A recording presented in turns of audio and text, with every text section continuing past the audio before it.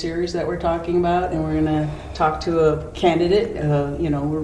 What term are you on? Second? This is my third term, Third? sixth year, yeah. All right, so yeah, but you still remember getting started, I'm sure, and how difficult that was. So we want to hear a little bit about that. Yeah, and just we'll just talk a little bit about whatever comes up, really. And Luke has opened himself up to anything. We're not going to ask you embarrassing questions at all, but we just want to give it a little insight into what it's like to be a legislator in these times, pretty much. Yeah.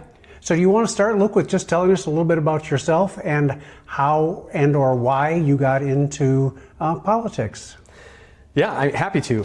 First, I just want to say thank you for reaching out in the invitation. I can tell you that if you would have talked to me probably about 15 years ago, I wouldn't have been able to tell you what political party I was part of.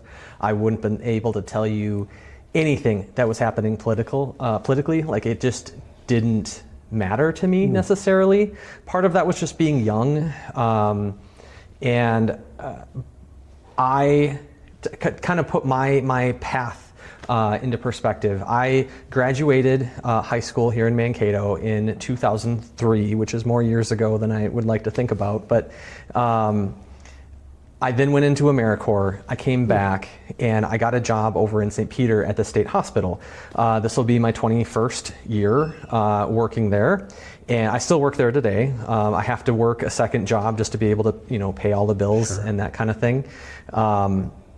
But it was through working in direct care at the state hospital that I was having some of my friends, my colleagues there get hurt.